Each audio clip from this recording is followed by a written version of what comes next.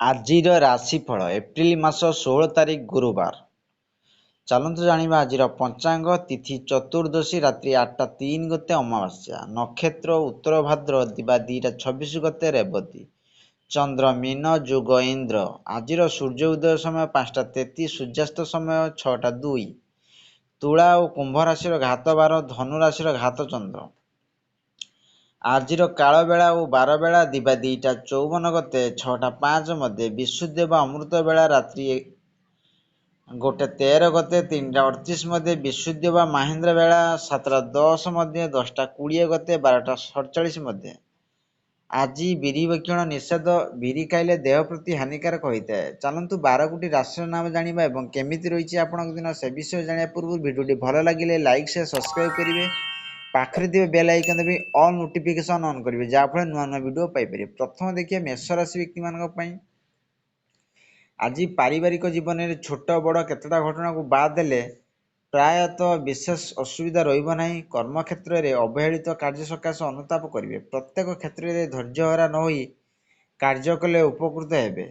ସେଇଭଳି ଦେଖିବା ବୃଷ ରାଶି ବ୍ୟକ୍ତିମାନଙ୍କ ପାଇଁ ଆଜି ପ୍ରାତଃକାଳର ଆପଣଙ୍କ ଯାତ୍ରା ଭଲ ଲାଭ ପାଇପାରନ୍ତି। ବାଣିଜ୍ୟ, ବ୍ୟବସାୟୀ, ପରିବହନରେ ବିବାଦରେ ବୃଦ୍ଧି ସମ୍ଭାବନା ରହିଛି। କଠୋର ପରିଶ୍ରମ ଜନିତ କାରଣରୁ ଶାରୀରିକ ଅସୁସ୍ଥତା ହୋଇପାରେ।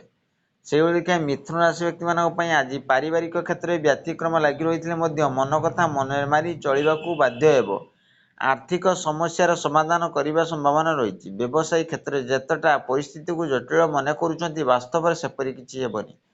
ସେହିଭଳି ଦେଖିବା କର୍କଟ ରାଶି ବ୍ୟକ୍ତିମାନଙ୍କ ପାଇଁ ଆଜି ଅର୍ଥ ସମ୍ପର୍କିତ ସମସ୍ୟା ସୃଷ୍ଟି ହେବ।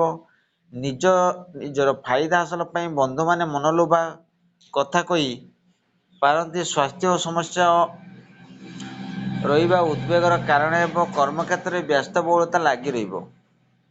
ସେହିଭଳି ଦେଖିବା ସିଂହ ରାଶି ବ୍ୟକ୍ତିମାନଙ୍କ ପାଇଁ ଯାନବାହନ ଚଳରେ ସତର୍କତା ଅବଲମ୍ବନ କରିବା ଭଲ ଏବଂ ଆବଶ୍ୟକ। ଆତ୍ମୀୟ ସ୍ୱଜନମାନଙ୍କ ସାହାଯ୍ୟରେ ପ୍ରତିଶ୍ରୁତି ଆପଣଙ୍କୁ ନୂତନ କାର୍ଯ୍ୟକ୍ରମ ପାଇଁ ପ୍ରେରଣା ପ୍ରଦାନ କରିବ। ପ୍ରତ୍ୟେକ କ୍ଷେତ୍ରରେ ଅଜଣା ଅଶୁଣା ବ୍ୟକ୍ତିଙ୍କଠାରୁ ଦୂରେଇ ରହିବା ଭଲ।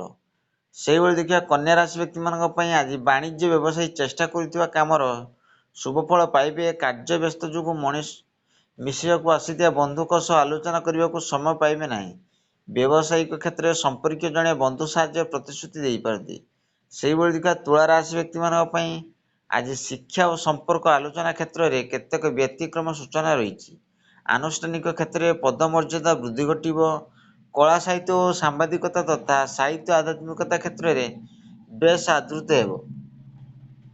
ସେହିଭଳି ଦେଖିବା ବିଛା ରାଶି ବ୍ୟକ୍ତିମାନଙ୍କ ପାଇଁ ପାରିବାରିକ ସମସ୍ୟା ମାନସିକ ସ୍ଥିତିକୁ କଳୁଷିତ କରିପାରେ। କୌଣସି କାର୍ଯ୍ୟ ସମ୍ପନ୍ନ କରିବା କ୍ଷେତ୍ରରେ ବନ୍ଧୁମାନେ ଅସହଯୋଗ କରିବେ। କର୍ମକ୍ଷେତ୍ରରେ ଶତ୍ରୁ ଉପଦ୍ରବ କ୍ରମଶଃ ହ୍ରାସ ପାଇବାର ଅନୁଭବ କରିବେ। ଅନ୍ୟକୁ ସାହାଯ୍ୟ କରିବାକୁ ଯାଇ ନିଜେ ହଇରାଣ ପଡ଼ିପାରନ୍ତି।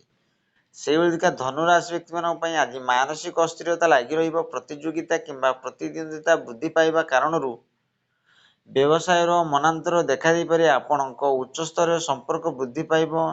ଜମିଜମା କାରଣକୁ ନେଇ କୌଣସି ନିକଟ ସମ୍ପର୍କୀୟଙ୍କ ସହ ଯୁକ୍ତିତର୍କ ଲାଗିପାରେ। ସେହିଭଳି ଦେଖିବା ମକର ରାଶି ବ୍ୟକ୍ତିମାନଙ୍କ ପାଇଁ ଆଜି ଆପଣଙ୍କ କଥା ଓ କାମରେ ତାଳମେଳ ରହିବ ନାହିଁ। ସ୍ୱାସ୍ଥ୍ୟ ଓ ପାରିବାରିକ ସମସ୍ୟା ପୂର୍ବ ପରି ରହିବା ହେତୁ ସାମୟିକ ଚିନ୍ତା କରିବେ। ହାତକୁ ନେଇଥିବା ନୂତନ ଯୋଜନାଟିକୁ କାର୍ଯ୍ୟକାରୀ କରିବା ପାଇଁ ପରିବାର ପୂର୍ଣ୍ଣ ସହଯୋଗ ପାଇପାରନ୍ତି।